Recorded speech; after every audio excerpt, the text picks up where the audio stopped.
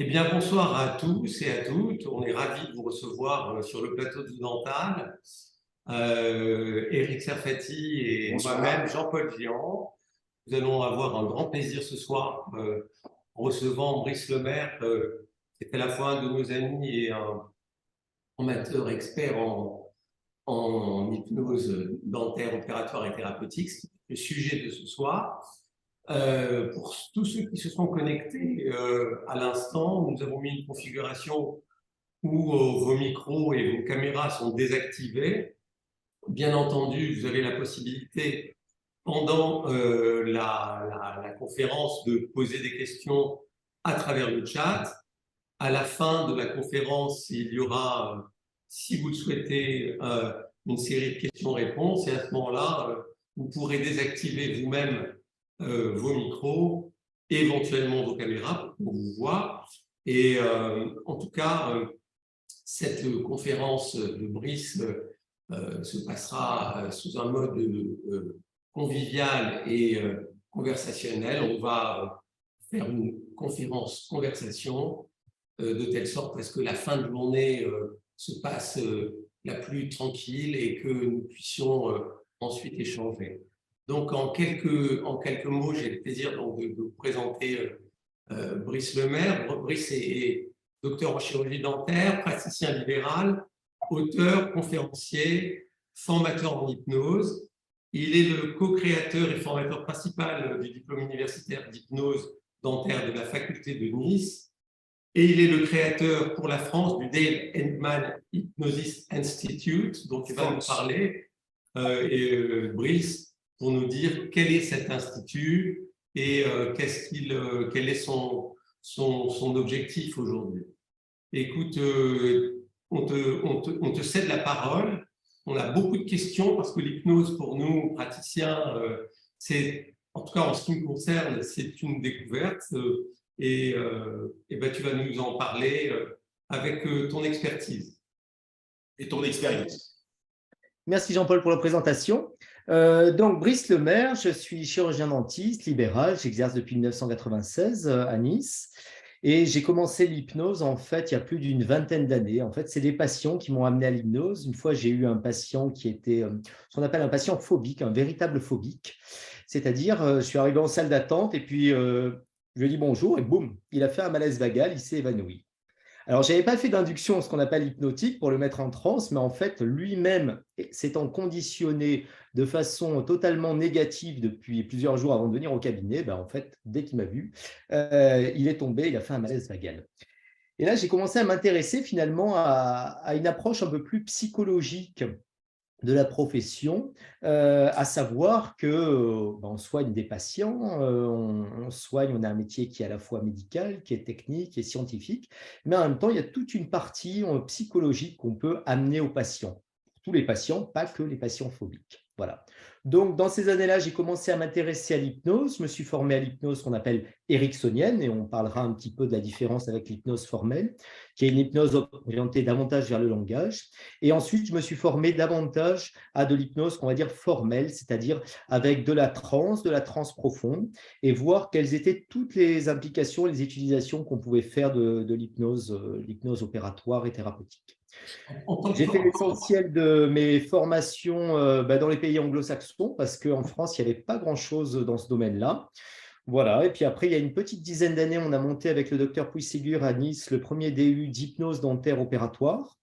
Après, moi, j'ai monté un institut de formation privée en hypnose médicale.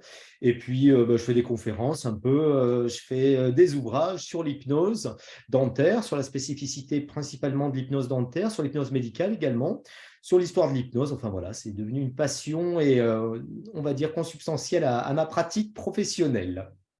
Alors écoute, en tant que profane, la première question qui me vient, c'est est-ce qu'il y a un rapport avec l'hypnose de spectacle? Alors, oui, il y a un rapport avec l'hypnose de spectacle et non. Ce que je veux dire par là, c'est une réponse paradoxale.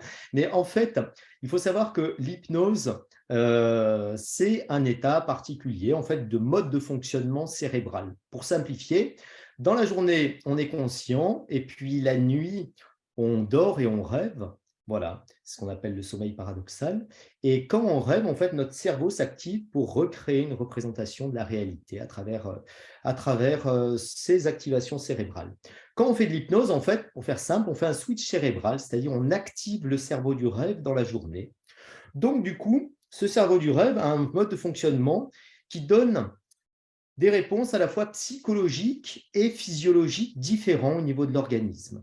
Alors, ça, c'est le mode de fonctionnement global. Donc, que l'on fasse de l'hypnose médicale, que l'on fasse de l'hypnose thérapeutique, que l'on fasse de l'hypnose de spectacle, en fait, on va utiliser ce mode de fonctionnement, mais les suggestions, c'est-à-dire l'orientation du référentiel ne sera pas évidemment le même. Mais on utilise beaucoup de stratégies d'hypnose de spectacle qui ont été modélisées pour le domaine médical.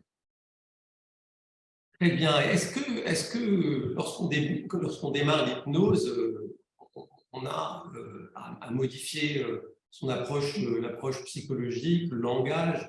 On parle de communication positive aujourd'hui. Est-ce qu'il y a des prérequis qui sont quelque part obligatoires avant d'aborder l'hypnose et quel a été pour toi le premier contact avec l'hypnose? Alors, très simplement, en fait, il faut savoir que l'hypnose va utiliser en fait diverses dimensions. Il va y avoir une première dimension qui va être, par exemple, une dimension, on va dire, plus d'ordre communicationnel. Voilà. Il va y avoir une deuxième dimension qui va être plus orientée vers ce qu'on appelle de l'hypnose conversationnelle. À ce moment-là, on va glisser, entre guillemets, des suggestions de façon plus ou moins détournée. Et puis après, il y a vraiment ce qu'on appelle la transe formelle, c'est-à-dire l'hypnose formelle, où là, on va utiliser en fait l'hypnose et surtout la transe profonde. Alors, souvent, je fais un distinguo entre l'hypnose et la transe, parce que l'hypnose, c'est un terme qui est polysémantique et qui recouvre plusieurs réalités. Donc, le plus simple, c'est de dire que l'hypnose, c'est l'art, c'est la discipline, c'est la science, et la transe, c'est le résultat que l'on obtient, qui est le terme consacré sur le plan médical. Voilà. Comment intégrer tout ça? En fait, ça s'intègre petit à petit. C'est comme tous les apprentissages, c'est quelque chose qu'on intègre progressivement en plus au quotidien, au cabinet, que ce soit à la fois pour les patients et pour soi, c'est-à-dire aussi bien pour le dentiste que pour l'équipe soignante, parce que l'assistante dentaire et même la secrétaire peuvent faire partie intégrante, on va dire, de ce team et de ce rapport, on va dire, gagnant-gagnant, aussi bien pour les patients que pour toute l'équipe soignante. Alors, Brice, à ce sujet, est-ce que tu peux considérer que sans savoir, chacun d'entre nous pratique une forme d'hypnose?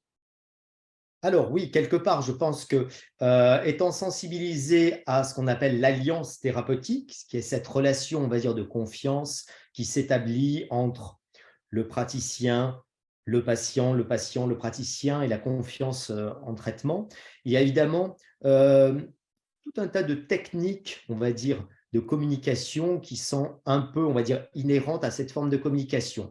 Mais la différence, c'est quand on fait de l'hypnose, en fait, toutes ces choses-là qui se font de façon plus ou moins intuitive, on va apprendre à les faire de façon consciente et après même de façon subconsciente, qui est l'automatisation, on va dire, de la technique.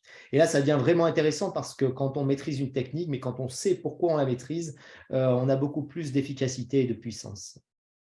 Quand on est concentré sur son acte en dentisterie, et quand on a une intervention à réaliser, comment peut-on gérer à la fois le fait de mettre son patient en état d'hypnose, en tout cas en calme et en sérénité, on peut dire, et se concentrer sur son acte?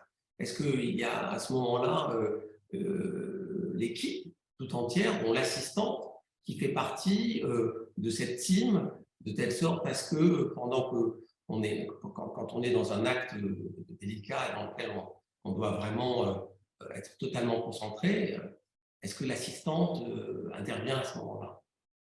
Très intéressant. Alors, c'est une très, très bonne question. Voilà. Parce que souvent, quand on voit faire de l'hypnose, on voit un chirurgien ou bien un praticien, etc. Et puis à côté, un hypnothérapeute ou un hypnotiseur qui gère la transe. Là, dans le cadre qui nous occupe, ce qui va être intéressant, c'est qu'en fait, c'est le praticien qui lui-même va travailler, et mais en même temps va apprendre à gérer la transe hypnotique simultanément. Alors, comment est-ce qu'on fait ça?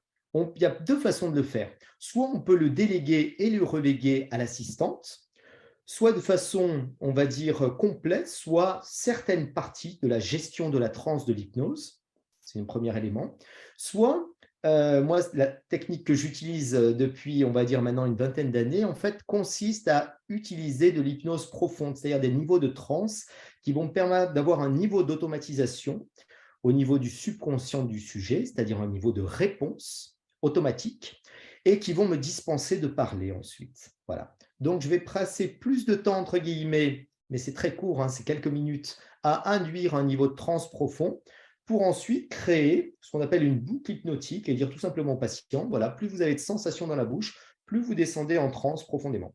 Donc, ce qui fait que dans mes hypnoses, quand toutes les hypnoses sont filmées au cabinet, quand on me voit travailler, en fait, je ne parle pas. Voilà. Ce n'est pas de l'hypnose conversationnelle, c'est vraiment de l'hypnose formelle et il y a beaucoup d'astuces et en même temps de techniques pour gérer la transe profonde et pour ne pas avoir à parler tout le temps. D'accord, très bien. Alors, est-ce que ça marche tout le temps, l'hypnose? Est-ce qu'il y a des indications, des contre-indications? Est-ce que tu peux nous en dire plus? Alors ça, c'est une très bonne question. Déjà, il y a un faux mythe qui est le mythe de la suggestibilité qui voudrait faire croire qu'il y a des patients qui sont réceptifs à l'hypnose et d'autres qui ne le sont pas. C'est faux parce qu'en fait, par définition, tout le monde dort et tout le monde rêve la nuit. Donc, cette capacité cérébrale à se laisser aller dans un état de rêverie, il est inné et il est consubstantiel à la psyché humaine. Par contre, il faut savoir que l'hypnose, c'est un apprentissage, c'est-à-dire, grosso modo, quand on fait une première séance d'hypnose à quelqu'un qui n'a jamais fait d'hypnose, comme l'hypnose, c'est un lâcher-prise, il faut accepter de se laisser aller, de se laisser guider. Il faut bien expliquer déjà au patient ce que c'est, ce qu'on attend de lui, voilà, pour établir une bonne communication. C'est ce qu'on appelle le discours préalable en hypnose. Voilà, c'est très rapide, hein, ça va vite. Et après, l'hypnose, c'est un apprentissage. Donc, il y a des virtuoses, il y en a qui iront très vite, très loin en transe profonde dès la première séance. Et puis d'autres, ça leur prendra une deuxième, une troisième, une quatrième séance. Mais au bout de 2, 3 séances, tout le monde a appris et compris. Et c'est l'intérêt de l'hypnose, c'est-à-dire en fait, ça crée, entre guillemets, un réflexe conditionnel qui permet aux patients d'aller en hypnose très rapidement sur le fauteuil dentaire pour toutes les séances ultérieures. Brice, pour bien intéresser tous ceux qui nous regardent ce soir, est-ce que je peux te demander peut-être une question un petit peu personnelle? Qu'est-ce qui t'a amené, toi, personnellement, à t'intéresser à l'hypnose au départ? Et si je peux me permettre, est-ce que tu ressentais quelques carences en tant que praticien qui t'indiquaient qu'il fallait mieux que tu t'adresses à l'hypnose ou que tu t'intéresses à l'hypnose? Alors, ce n'est pas une question personnelle, hein, je peux tout à fait répondre. Et c'est un peu la question que se posent tous les praticiens, je trouve, qui s'intéressent à l'hypnose. En fait, dans l'idée, j'ai le sentiment que les praticiens, à l'heure actuelle, on n'a jamais eu autant d'essor de la technologie avec l'implantologie sur ces 30, 40, 50 dernières années, plus ensuite le CAD-CAM, etc. En fait, on a eu vraiment un essor exponentiel de la technologie au cabinet. Et pourtant, les praticiens ne comprennent pas que les patients, premièrement, ont toujours aussi peur du dentiste, alors que, bon, on a toute la technologie, on a l'anesthésie, etc. Et puis surtout, ils n'aiment pas venir au cabinet. Les dernières études montrent que 90% des patients n'aiment pas venir chez le dentiste, 70% ont peur et 10% sont phobiques. Et quand je parle de phobiques, ce ne sont pas des patients qui ont peur d'aller chez le dentiste, ce sont des patients qui vont faire un malaise et qui seront incapables de se laisser soigner au cabinet. Donc, en fait, j'explique aux praticiens d'abord que il faut changer de paradigme, c'est-à-dire tous les patients n'ont pas envie d'être chez nous. Voilà. Donc, si on leur propose, si on tend leur perche, si on leur tend la perche et si on leur propose un outil qui va leur permettre, entre guillemets, d'être détendus pendant tout le moment où on va réaliser le traitement, ce sera tout bénéfice, aussi bien pour les patients que pour l'équipe soignante.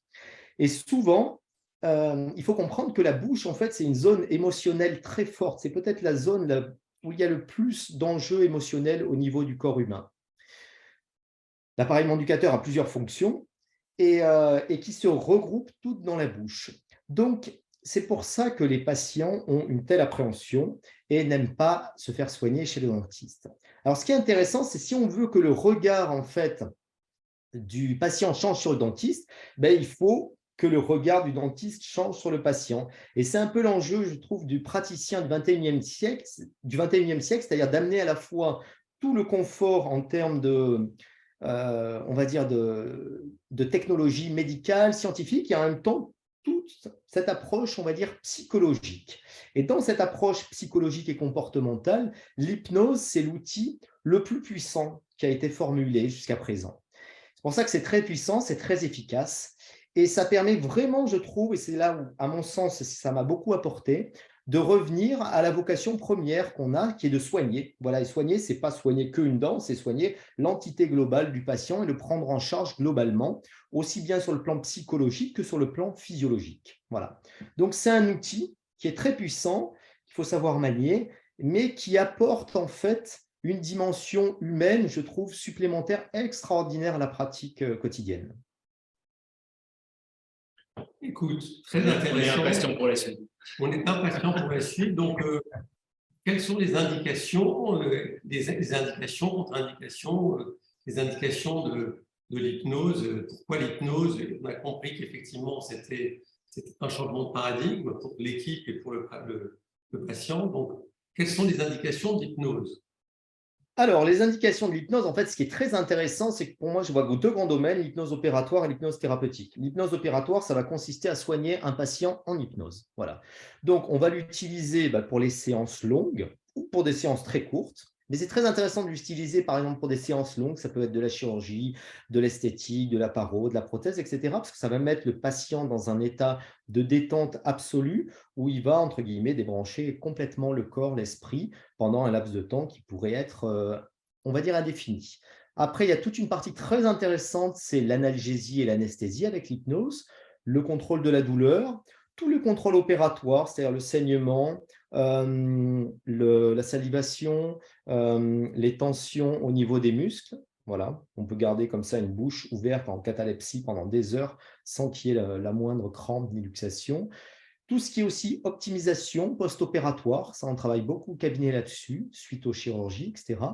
Et après aussi, il y a un enjeu qui est très intéressant, c'est tout ce qui est amnésie aussi, partielle ou totale. C'est-à-dire on peut par exemple opérer un patient et quand on le ramène de l'hypnose, entre guillemets, on lui fait croire qu'il n'a pas été opéré, quoi. Est-ce que tu as réalisé déjà des interventions sans anesthésie ou est-ce qu'il y a une incidence sur la dose d'anesthésie? Est-ce que voilà, le fait d'avoir un patient qui est en hypnose profonde réduit ou voire annule l'intérêt d'une anesthésie? Alors, juste pour compléter la question précédente, et ensuite je réponds. Donc ça, c'est le premier volet de l'hypnose opératoire. Et puis après, il y a l'hypnose thérapeutique. Et l'hypnose thérapeutique est passionnante parce qu'on a toutes les indications de l'hypnothérapie classique dans la bouche. C'est-à-dire, on va pouvoir apprendre aussi en hypnose thérapeutique à gérer le stress, l'anxiété, la phobie, tout ce qui est, on va dire, tabac aussi, rééquilibrage alimentaire, le bruxisme et les rééducations linguale, onychophagie, etc. Voilà. Je ferme la parenthèse sur le côté hypnose thérapeutique, mais il y a tout un versant qui est très important, qui apporte de nombreux outils très intéressants.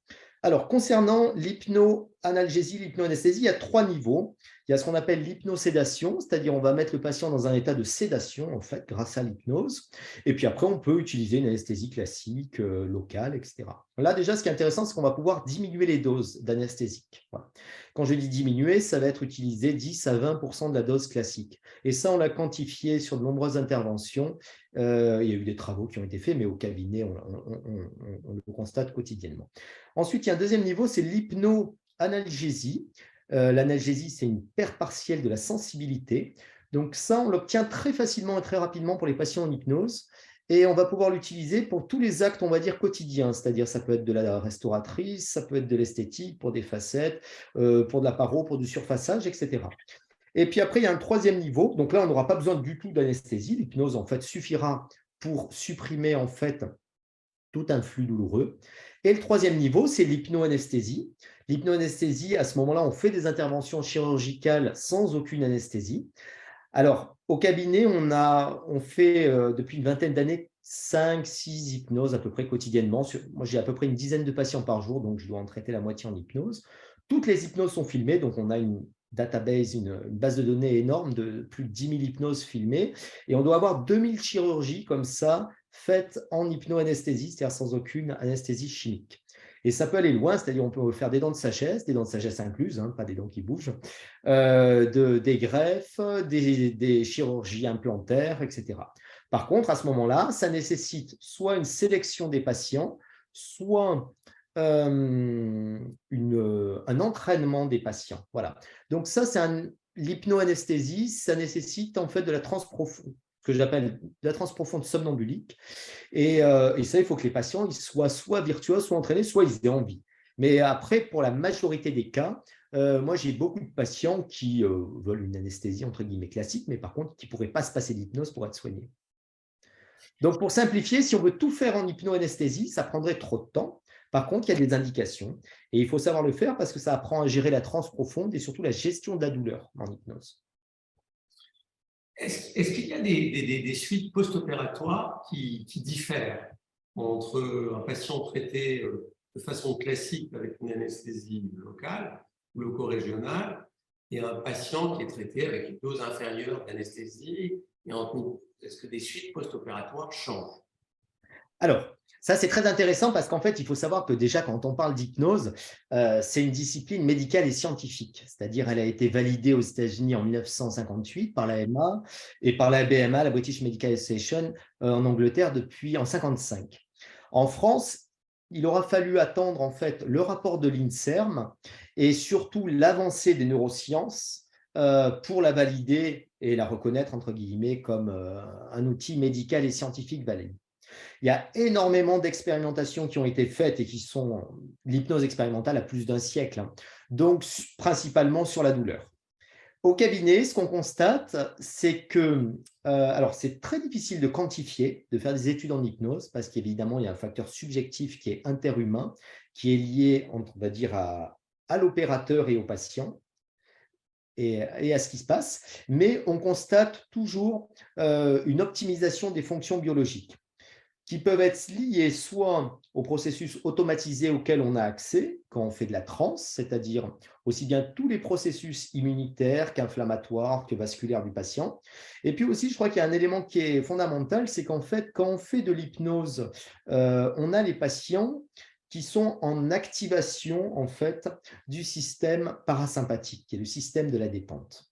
Donc, comme ce sont des systèmes antagonistes, on a freiné complètement le système orthosympathique et le système du stress, du cortisol, etc. Et donc, rien que ça, en fait, ça va générer des cicatrisations en fait, qui seront optimales et qui seront bien meilleures. Ok.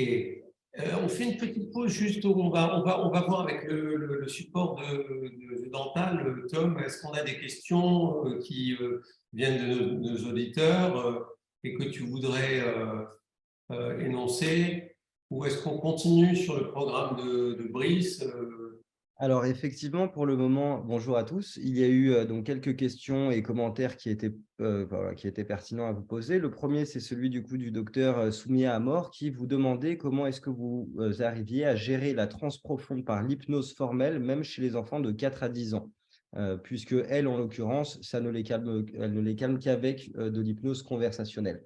Et quelque chose qui est important à noter, d'ailleurs, si docteur Amor, vous souhaitez prendre la parole, n'hésitez pas quelques instants.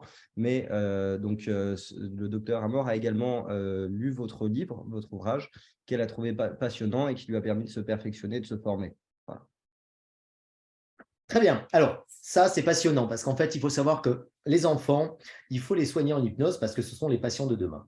Et à partir du moment où ils peuvent se faire soigner en toute sérénité, du coup, ça sera des patients qui, en fait, auront des facilités pour tout le système de soins, que ce soit dentaire, mais autre chose. Les enfants, alors moi, je ne suis pas pédodontiste, mais j'ai beaucoup d'enfants à soigner. Et les enfants, ce sont des virtuoses pour la transe. Voilà. Pourquoi? Parce qu'ils ont cette capacité en fait dissociative, imaginative extraordinaire. Donc, ce sont des super sujets et surtout pour la transe profonde somnambulique. Alors, tous les pédos font en fait, sans le savoir, de l'hypnose conversationnelle parce qu'ils vont générer des métaphores, ils vont créer des images, ils vont aborder le patient avec une certaine voix, avec sous un côté ludique, etc. Mais après, la transformelle, c'est vraiment autre chose. Et l'avantage de l'hypnose chez les enfants, surtout, c'est en fait, ils vont aller très, très vite et très, très loin en transe profonde. Par contre, et c'est là où ça peut paraître déstabilisant, ils vont faire ce qu'on appelle des transes très agitées. Voilà, ils peuvent ouvrir les yeux, ils peuvent bouger, ils peuvent parler, alors qu'ils seront déjà très, très loin en hypnose. Donc, il faut avoir des systèmes qui permettent de tester la profondeur de transe. Voilà. Si vous le voulez, après, là, j'ai une petite vidéo de démonstration qui montre Et on des avance. évolutions au cabinet, et notamment, on voit des enfants, et les enfants, c'est toujours un régal pour l'hypnose parce que ce sont les meilleurs sujets.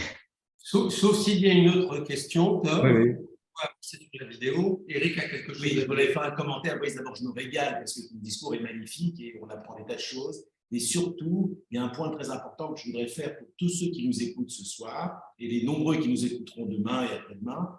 Il y a un élément extraordinaire, c'est qu'un patient serein, un patient tranquille, c'est un praticien serein, c'est un praticien tranquille. Donc la journée de cabinet, quand on a des patients pas ou peu stressés ou moins stressés, tu as cité le lâcher-prise, c'est pas la même journée. Donc c'est extraordinaire certainement comme expérience pour le patient, mais c'est un gain extraordinaire aussi pour le praticien. Je vais juste faire part de cette remarque, et je ne sais pas si tu l'approuves, mais je l'ai ressenti comme ça.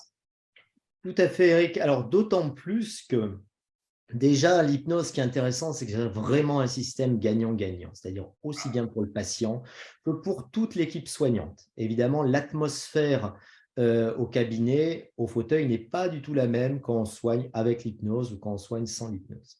Et ça, tout le monde en bénéficie, le patient, mais aussi bien l'assistante que le praticien. Voilà. Donc, il y a vraiment une atmosphère, entre guillemets, hypnotique un peu, qui s'établit et qui est une bonne chose. Après, l'hypnose, et ça c'est l'enjeu aussi du troisième cycle qu'on a monté avec The Dental en partenariat, c'est un outil extraordinaire en tant qu'auto-hypnose pour la prévention du stress et du burn-out. Et moi qui enseigne l'hypnose à la fac depuis une dizaine d'années, en fait, on a créé un module spécifique pour les praticiens, pour les assistants, pour la prévention du stress et du burn-out, parce qu'on se rend compte, en fait, qu'on est d'une des professions, pour des raisons, on va dire, neuroscientifiques, que je ne développerai pas forcément ici, parce qu'elles sont un peu longues à expliquer, mais qui est l'une des professions les plus exposées au stress et au burn-out. Voilà. Donc, si on a un outil qui permet déjà de travailler sereinement, et puis si cet outil, ensuite, on peut se l'approprier pour soi, c'est vraiment extraordinaire, quoi, parce que ça permet de soigner dans les meilleures conditions et d'avoir une vie professionnelle au quotidien qui soit moins stressante et surtout qui rajoute, j'allais dire, un épanouissement supplémentaire. Voilà. Et moi, le plus beau compliment qu'on m'ait fait une fois, c'est par rapport à l'hypnose, parce qu'en hypnose, des fois, on essaie un petit peu de tester les limites, voir jusqu'où on peut aller en hypnoanesthésie, etc. Mais finalement, après 20 ans, je me rends compte que ça n'a pas tellement d'importance. Le plus important, en fait, c'est le ressenti des patients. Et une fois, j'ai une patiente qui était très, on va dire, un peu working girl, quoi, qui courait entre son boulot, ses enfants, etc. Et qui m'a dit, écoutez, je viens et j'adore venir chez vous parce que c'est le seul moment de la semaine où je peux me détendre. Voilà. Donc, quand on peut offrir ça aux patients, Tu peux pas réveiller.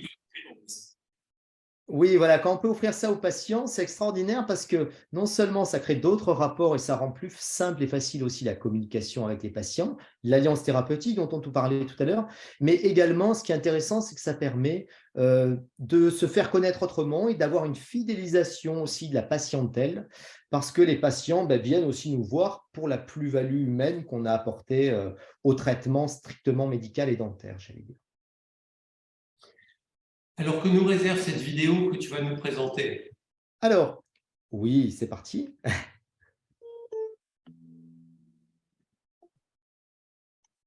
Donc là, c'est une vidéo de différentes inductions, différentes situations cliniques pour utiliser l'hypnose. Le principe, c'est d'expliquer que l'hypnose, ça peut être utilisé très facilement et très rapidement. Ça ne prend pas plusieurs minutes.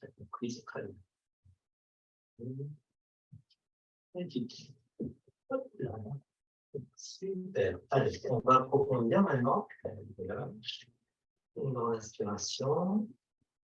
Et on cesse aller complètement. Très bien, super. Très bien, de plus en plus bien. De plus en plus bas. On récupère. Très bien. Et calme, très bien. Et comme le fauteuil va circuler, mais partir en arrière, complètement. Et commencer à prendre les mains, vous allez faire une piano. Notez comme ça. C'est l'assistance.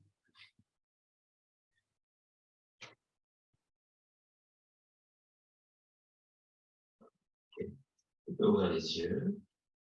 Et tout. Vous allez confortablement. Super. Très bien. Et à votre avis, il va vous falloir combien de temps pour aller à la vitesse? Vous êtes les champions. Allez, prenez une grande inspiration et vous dormez profondément. Très profondément. Très bien. Laissez aller confortablement à l'intérieur de vos seins. Tiens, vous allez voir, c'est assez rigolo. Donc là, on voit avec des enfants, par exemple. Petit à petit. Et tu vas regarder tous les petits détails, toutes les petites lumières à l'intérieur. C'est bizarre, hein, et au fur et à mesure, tu vas voir tes yeux qui vont être de plus en plus fatigués. Et au bout d'un moment, tu pourras te laisser t'endormir. Doucement, sans rien faire. Sans rien faire, juste en écoutant ma voix et en testant. Je les laisse faire. Ouais, mais je sais ce qui m'a. Attention, t'es prêt? 1, 2, 3, et on ferme les yeux. On se laisse aller.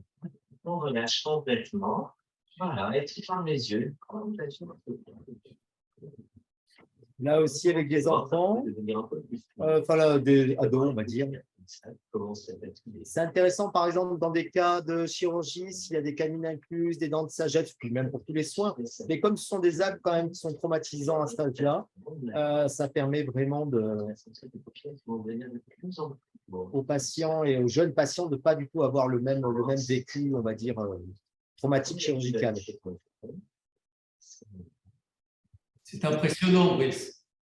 Oh bah, ça s'apprend, hein, c'est pas compliqué. Hein. Tu vas nous dire comment ça s'apprend. Oui, bien sûr. Ouais. Et maintenant, pour mieux imaginer, je vais te demander de laisser tes paupières fermées. Okay.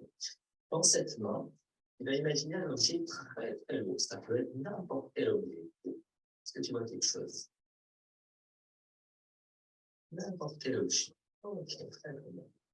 Et tu te laisses aller confortablement. Très très bien. Très très bien.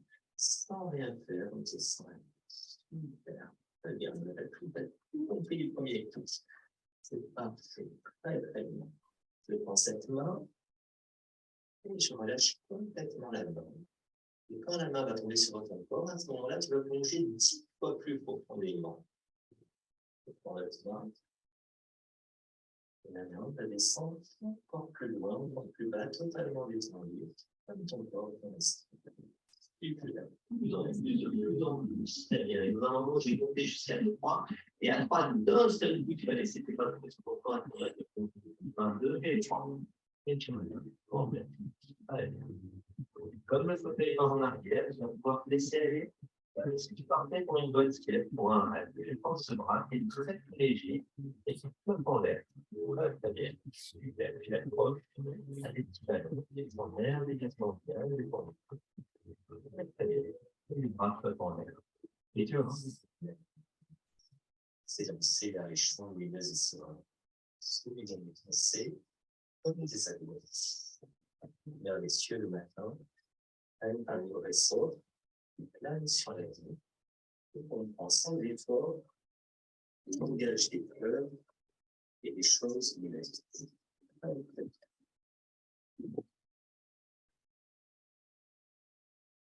la pédaler avec les mains, façon automatique. Et tu pédales. Regarde les papillons. Regarde mon doigt, regarde mon doigt. Non. Maintenant, je peux voir comment. Voilà. Écoute, c'est très impressionnant et tu vas nous expliquer comment on apprend ça parce que c'est un don. Il faut avoir un don ou est-ce que vraiment Ça se travaille. ça se travaille? Alors, il y a du don, mais ça se travaille. Alors, écoute, justement, parce que ça se travaille, parle-nous un petit peu du cadeau que tu nous as fait en nous, comment dirais-je, mettant à disposition ton expertise et sur The Dental et sur les différents cycles que tu as composés pour nous.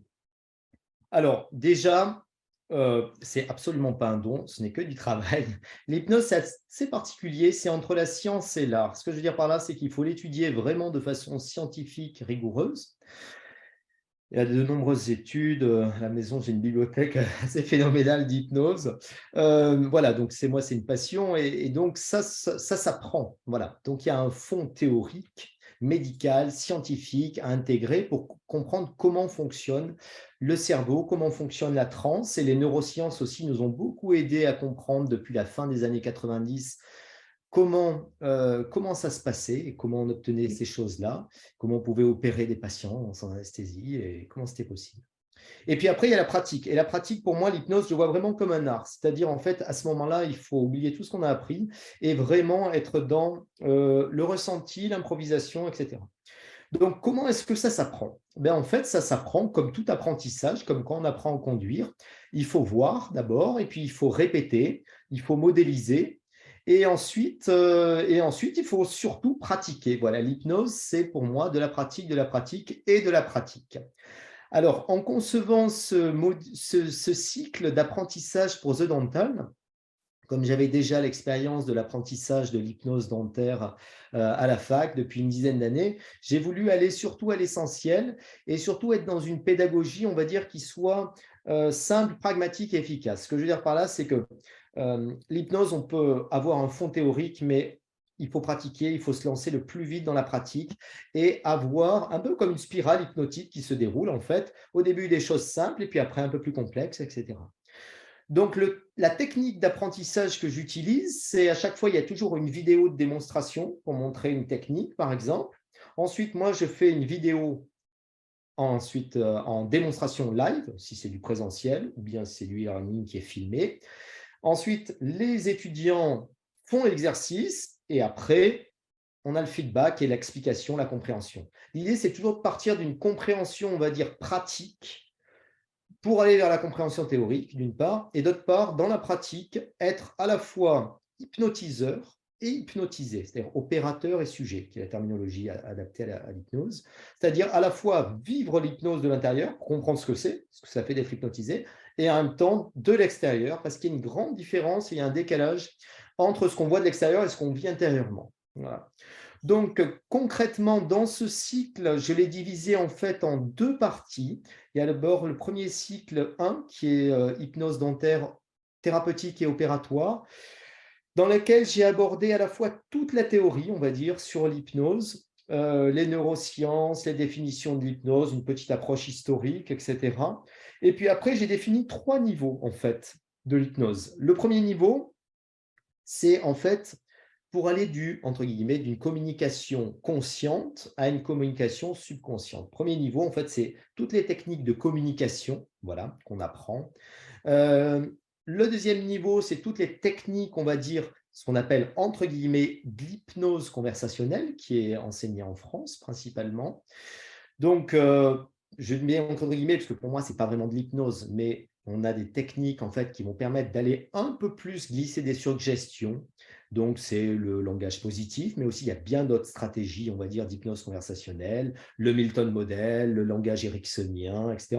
Et puis après, moi, j'ai des formations en PNL, donc j'ai rajouté tous les outils de la PNL qui permettent d'optimiser tout cela, et notamment en termes de synchronisation pour établir le plus rapidement possible ce qu'on appelle le rapport avec le patient, c'est-à-dire quelque chose d'humain, en fait, qui va se créer en termes de communication.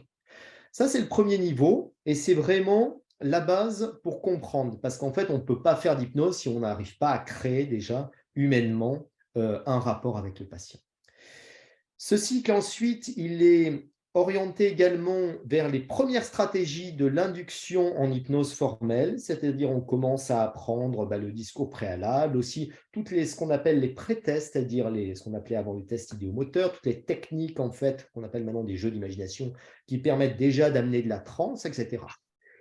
Et à travers ce cycle-là, il y a à la fois tout un tas d'un répertoire de vidéos qui permettent déjà de comprendre et de voir ce que c'est l'hypnose dentaire, parce que là, en fait, on n'a vu que ce qu'on appelle des inductions d'hypnose. C'est-à-dire, on voit juste le début de l'hypnose, ça dure quelques secondes, mais ensuite, on ne voit pas comment je travaille en hypnose avec le patient, que ce soit opératoire ou thérapeutique. Donc, une database, c'est-à-dire une base de données avec des vidéos. Et puis après, dans ce cycle 1, il y a 2 jours de formation à Nice, quoi. Ça, vous venez passer un bon week-end, un week-end sympa. Et en même temps, là, on va commencer vraiment à s'entraîner parce que l'hypnose, pour moi, c'est vraiment l'intérêt du blended learning, c'est-à-dire du e-learning plus du présentiel, c'est que En e-learning, on a un super outil parce qu'on peut voir, revoir, etc.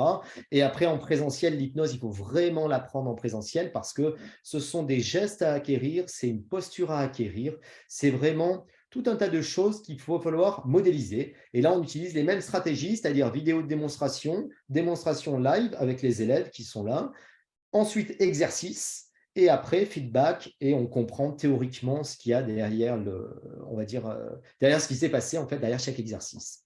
Donc, ce qui veut dire que 2 jours à Nice, c'est 2 jours en fait d'hypnose pratique toute la journée. Voilà, c'est assez intensif, mais c'est passionnant parce que les praticiens ils repartent ensuite avec des outils qu'ils vont pouvoir utiliser 2 jours après à leur cabinet. Le cycle 2, il a été conçu, en fait, c'est vraiment le niveau au-dessus, c'est le niveau approfondi. Donc là, c'est tout ce qui est hypnose formelle et gestion de la transe profonde. On va considérer que tout le cycle 1 est acquis, à la fois le rapport, les techniques de communication, l'alliance thérapeutique, etc., les techniques d'induction. Et là, on va vraiment développer à la fois les inductions rapides instantanées, parce qu'en fait, l'hypnose, le principe, c'est qu'il ne faut pas perdre de temps au cabinet. Voilà. Et moi, l'intérêt, c'est toujours d'amener le patient le plus vite, le plus bas, le plus loin possible en transe, de façon à pouvoir déjà travailler avec lui et ensuite ne pas avoir à parler tout le temps. Voilà. Ça, c'est pour l'hypnose opératoire. Après, pour l'hypnose thérapeutique, évidemment, je vais devoir parler. Mais dans ce cycle 2, donc même stratégie, toujours des vidéos, des exercices, etc., de la pratique. Et là, on va aborder tous les aspects en fait, de l'hypnose opératoire. Tout ce qu'on peut faire en hypnose, donc les anesthésies, les hallucinations, les amnésies, les contrôles de la salivation, etc. Toutes les déclinaisons en fait, de l'hypnose opératoire. L'hypnose chez les enfants aussi, parce que j'ai souvent des pédodontistes qui viennent se former à l'hypnose. Et donc, il y a vraiment une spécificité de l'hypnose et de la transe formelle chez les enfants et de la transe profonde. Ça ne s'aborde pas de la même façon, même si on peut utiliser des outils qui sont similaires. Il y a quand même une gestion de la transe qui est un petit peu différente. Et après, l'énorme versant aussi de l'hypnose thérapeutique, où là, il y a tellement d'indications qu'on peut faire, le sevrage tabagique, le bruxisme, les douleurs, le stress, la phobie, l'anxiété, évidemment, toutes les rééducations aussi alimentaires, contrôle de nicophagie, déglutition atypique, enfin, il y a plein d'indications de l'hypnothérapie. Hein, voilà. Donc, en d'autres termes, la database, évidemment, d'une base de données, et puis 2 jours de pratique à Nice. Là, c'est pour aller plus loin et vraiment savoir avoir un éventail à 360 des techniques qu'on va pouvoir utiliser en hypnose dentaire. Et après, on a créé un 3e cycle qui est indépendant, celui-ci, par contre, des 2 autres, qui peut être fait ou pas fait, qui va être l'outil de l'auto-hypnose pour le praticien et l'équipe soignante. Et là, ça va être très intéressant parce qu'il va y avoir déjà toute une partie sur ce qu'on appelle la mind-body connection, c'est-à-dire l'interaction entre le corps et l'esprit. Là, une compréhension peut-être plus poussée des phénomènes au niveau du rôle du subconscient, au niveau comportemental, psychologique, physiologique chez l'individu. Donc, c'est plus du développement personnel, mais en même temps, le but, ça va être de pouvoir l'utiliser au quotidien dans sa vie, que ce soit sa vie perso, que ce soit sa vie professionnelle, pour savoir gérer, en fait, être autorégulatif et savoir gérer son stress, etc. Et pas aller justement jusque dans le burn-out, malgré, entre guillemets, toutes les contingences professionnelles que l'on a. En fait, les 2 cycles, le cycle 1 et le cycle 2, en fait, se structurent pour moitié en distanciel, avec, comme tu l'as dit, énormément de vidéos, et l'autre moitié, 2 jours de TT à peu près. Donc, ça fait à peu près 15 heures, et la même chose pour le cycle 2. Comme je vois l'heure un petit peu avancée qu'on a informé à peu près, est-ce qu'il y a des questions qui se présentent? Tom, est-ce que certains auditeurs veulent poser des questions à ce stade Pour le moment, on a traité les questions du chat, donc on peut continuer la présentation et profiter du temps restant s'il y en a plus tard pour pouvoir laisser à la limite un format de questions-réponses et de la prise de parole des participants. Voilà. OK. Alors, je reviens par rapport au… Alors, que saurais-je faire? Oui, on peut continuer le PowerPoint. Alors, que saurais-je faire à l'issue de la formation? En fait, le but, souvent, je compare ça. Moi, j'ai fait d'autres DU en dentisterie, les classiques, on va dire, implanto, etc. Je dis, voilà, quand vous faites un DU d'implanto, à la fin, vous savez poser un implant, mais vous ne pouvez pas vous lancer dans une chirurgie maxillaire complète. L'hypnose, c'est pareil, c'est-à-dire, on va vous donner un outil, vous allez apprendre un outil, vous allez apprendre l'art de l'hypnose. Et puis après, en fait, cet art, il va falloir vous l'approprier, cet outil, l'utiliser au quotidien pour l'intégrer au cabinet, en fait. Donc, ça veut dire qu'il y a un team qui est très intéressant à établir avec l'assistante dentaire qui doit participer aussi de la formation, je pense, parce qu'elle apprendra beaucoup de choses. Et en même temps, le but, en fait, c'est d'intégrer cet outil. Et cet outil, en fait, on va pouvoir l'utiliser très rapidement. D'abord, dans des actes simples, avec de la transe peut-être légère. Et puis après, on va apprendre à approfondir, à gérer de la transe avec toutes les stratégies qu'on a développées. Et puis après, au fur et à mesure, on va dire des semaines, des mois et des années, ben, vous apprenez à faire, on va dire, tout ce que je sais faire en hypnose dentaire. Parce que moi, j'ai mis tout ce que je fais au cabinet, au quotidien, dans cette formation. Je reviens une seconde sur ce que tu viens de dire. Ce qui me paraît très important, c'est qu'en fait, ces formations, c'est une formation de team. Si un praticien souhaite venir avec son assistante et que l'équipe se forme, c'est ce que tu préconises. Ah, c'est beaucoup plus intéressant, oui. C'est beaucoup plus intéressant parce qu'en fait, déjà, l'assistante va pouvoir à certains moments, par exemple, relayer le praticien. Moi, ça m'arrive tout à fait, par exemple, de commencer, je fais une induction, je fais le début de l'hypnose, et puis après, quand on fait de l'hypnose, en fait, c'est vraiment de l'hypnose tout-terrain qu'on apprend à faire. C'est-à-dire, il y a du bruit, parce qu'évidemment, il y aura du bruit dans la bouche, mais il y a du bruit, je suis dérangé des fois au téléphone, il y a la porte qui claque, etc. Et en fait, on va voir que ça ne gêne absolument pas la transe et le rapport qui s'établit. Mais par contre, ce rapport, on peut aussi le changer en cours de route, en fait, et c'est l'assistante qui peut prendre le relais pour l'hypnose. Voilà. Dans certains moments, pour les approfondissements, pour des suggestions, etc. Donc, c'est vraiment très intéressant. Puis, c'est une ouverture, je trouve, de l'équipe dentaire à une façon de travailler différente. Et surtout, on gagne quand même, je trouve, en temps, en confort et surtout en énergie. Voilà. Alors, écoute, je ne sais pas si on en est là dans ta présentation, mais j'aimerais aussi savoir s'il y a des contre-indications, s'il y a des patients que tu te refuses de traiter et pour quelles raisons. Alors, je vois 3 contre-indications qui sont très relatives à l'hypnose. Mais la première contre-indication, ce sont, alors, entre guillemets, les femmes enceintes. Et je m'explique bien. Pourquoi? Il n'y a aucune contre-indication à l'hypnose pour les femmes enceintes, parce qu'en fait, elles vont utiliser l'hypnose souvent pour accoucher. Donc, on leur apprend des techniques d'auto-hypnose, elles pratiquent de l'hypnose. Par contre, chez les femmes enceintes, l'hypnose, à certains moments, si on est dans des périodes où il y a un peu des nausées, etc., ça peut créer des sensations, entre guillemets, un peu de vertige qui peuvent être désagréables. Donc, voilà. Donc, dans les premiers mois de la grossesse, je ne l'utiliserai pas. Voilà. Deuxième contre-indication, chez les sujets qui sont sous l'emprise, on va dire, de stupéfiants ou alcoolisés au moment où on doit faire le soin. Bon, je vous avouerai que ça ne m'est jamais arrivé. Troisième contre-indication qui n'est pas absolue mais qui est relative, c'est chez les sujets très, qui ont des troubles psychiatriques dissociatifs extrêmes. On va dire des schizophrènes, des paranoïaques aigus, etc. Alors, je vous avouerai que j'en ai eu aucun depuis plus d'une vingtaine d'années, mais ce sont des contre-indications, entre guillemets, à l'hypnose, parce que ça va déjà créer un état dissociatif qui peut accentuer la psychose.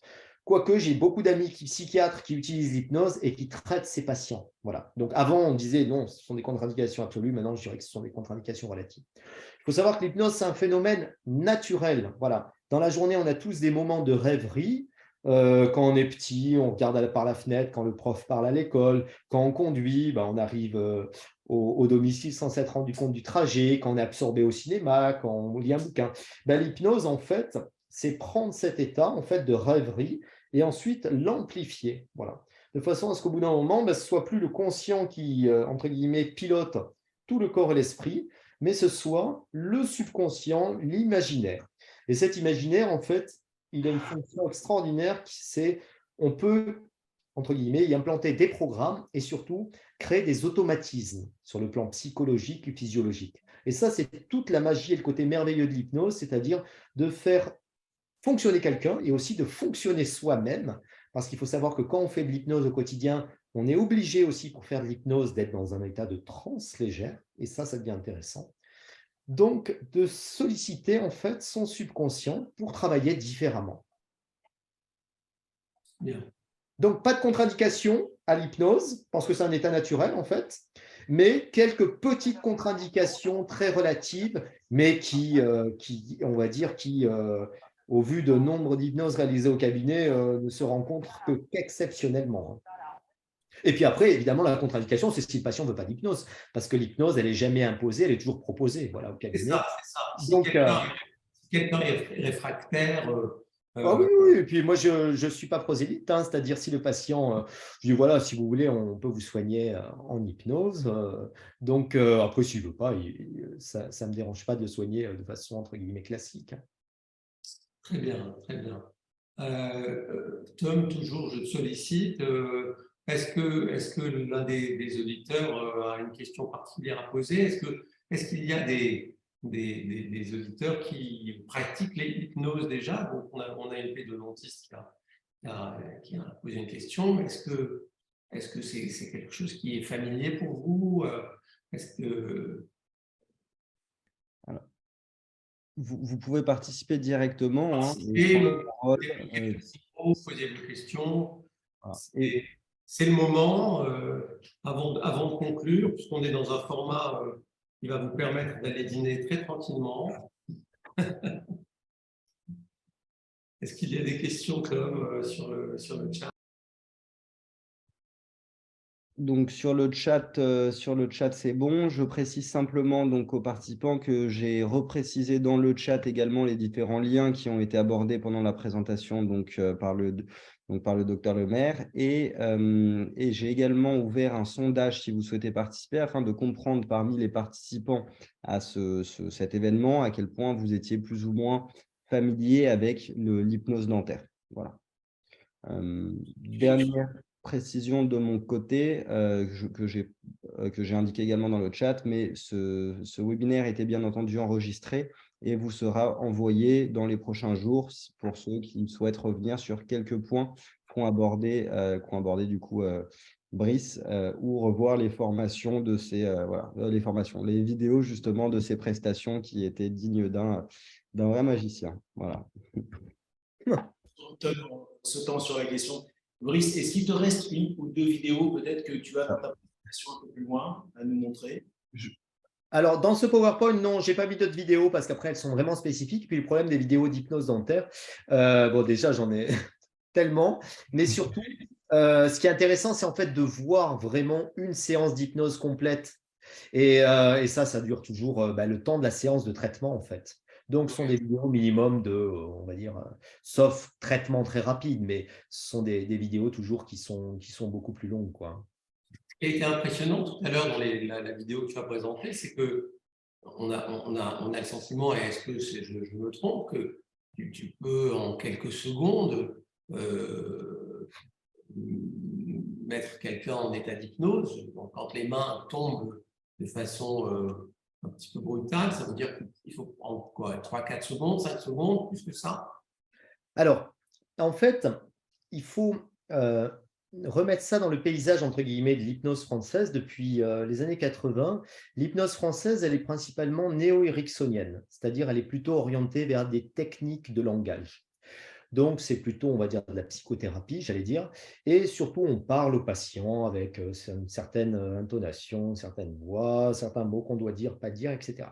Bon, tout ça, je l'ai appris, je l'utilise, mais en fait, la spécificité de l'hypnose que j'ai développée, qui est celle que j'ai appris dans les pays anglo-saxons depuis une vingtaine d'années, c'est une hypnose, en fait, orientée, vous l'avez compris, vers la transe formelle et la transe profonde. Et donc, on utilise énormément de stratégies qui sont des stratégies d'induction, c'est-à-dire techniques pour amener le patient en hypnose, instantanées ou rapides. Donc, mettre quelqu'un en hypnose, on apprend à mettre quelqu'un en hypnose en quelques secondes. Voilà.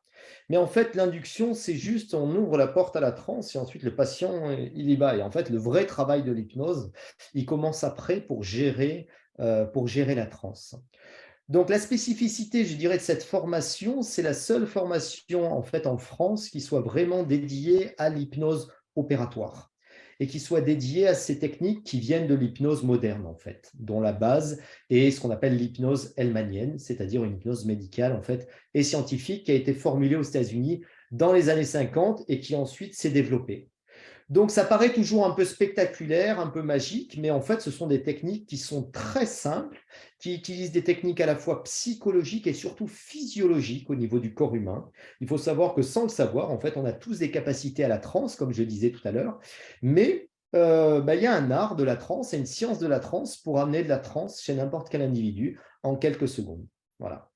Et ça s'apprend, hein. Voilà. Il n'y a rien de mystérieux, ce n'est pas un don. Je disais, c'est juste du travail. Donc, c'est tout l'enjeu de cette formation, c'est-à-dire, c'est vraiment d'amener une hypnose qui ne soit pas de l'hypnose ericksonienne, enfin, même s'il y aura tout le contenu de l'hypnose ericksonienne à travers cette formation, mais surtout vraiment de l'hypnose formelle et de l'hypnose, on va dire, réelle, quoi.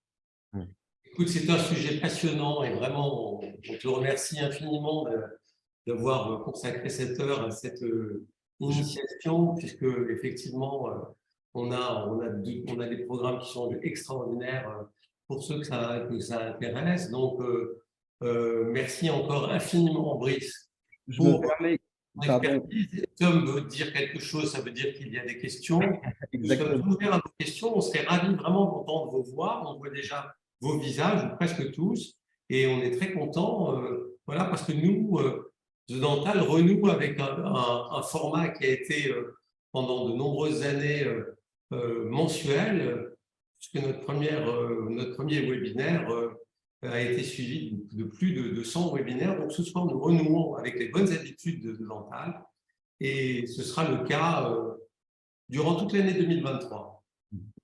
C'est ça.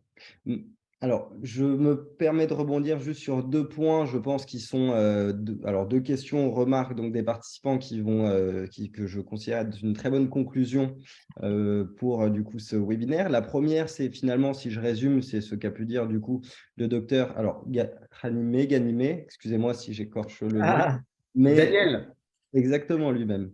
Voilà. c'est un copain. Ah, très bien, ok, super. Salut. Et du coup, là, ce que vous avez très bien résumé, c'est que c'est vraiment une question, donc Brice, a priori, je pense que vous êtes d'accord, mais 80% sur de la pratique, de la confiance, et c'est pour ça que du coup, voilà, l'activité travaux pratiques, ou en tout cas avoir un côté très concret avec du coup cette formation, c'est vraiment ce qui permet d'avoir à la fois la pratique, mais aussi être en confiance dans la pratique, et c'est quelque chose qui est d'autant plus important, et 20% de théorie, parce qu'effectivement, ça reste quand même une pratique qui est… voilà, enfin, qui reste dans un domaine médical et qu'il faut quand même à pratiquer avec attention. Donc ça, c'est le premier point. Du coup, Daniel, si vous souhaitez détailler le commentaire avec Brice, n'hésitez pas.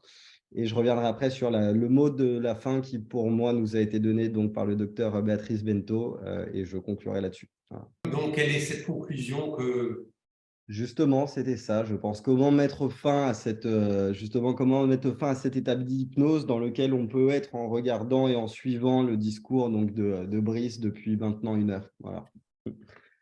Alors, en conclusion, moi, je voudrais déjà remercier l'équipe de The Dental. On a conclu un très, très beau partenariat. C'est un projet dont je suis très, très content parce que c'est vraiment un aboutissement de plusieurs mois, pas loin d'une bonne année de travail intense pour faire le contenu de cette formation. Et en conclusion, moi, je dirais juste, quand j'ai commencé à travailler, mon premier associé qui était proche de la retraite m'a dit, tu verras, ce qui fait tourner un cabinet, c'est 2 mains. Voilà, c'est tout. Et donc, j'ai gardé ça en tête. Et maintenant, en fait, je trouve que ce qui fait tourner un cabinet, c'est 2 mains, mais c'est surtout 2 cerveaux. C'est-à-dire, c'est à la fois le cerveau conscient et c'est le cerveau subconscient, c'est aussi l'imaginaire. Et ce qui est très intéressant, c'est d'apprendre à travailler différemment avec ces 2 mains, avec ces 2 cerveaux, de façon à ce qu'il y ait une association entre la dimension, on va dire, psychologique et ensuite la dimension physiologique de tout ce qu'on fait, aussi bien au boulot que dans la vie en général. Et c'est vraiment une ouverture extraordinaire qu'apporte l'hypnose. Eh bien, écoute, merci beaucoup, Brice. On viendra te voir à Nice et le plaisir vraiment sera très grand de pouvoir creuser et aller plus loin dans ce sujet comme tu nous as donné l'envie ce soir. Merci à tous, merci infiniment de nous avoir rejoints et puis à très bientôt pour d'autres épisodes de The Dental. Passez une bonne soirée. Merci. Et à très vite. Merci à tous, au revoir. Au revoir. Un dernier mot, je dirais, l'esprit de The Dental, c'est toujours cet esprit de win-win. un win pour le patient, un win pour le praticien, un win pour le conférencier. Et c'est toujours dans cet esprit-là qu'on aimerait travailler et proposer les prochains sujets. Merci à tous et venez nombreux nous rejoindre dans les prochains webinaires de The Dental. Très bonne soirée. Et merci à tous. Bye bye. Merci beaucoup. Merci beaucoup.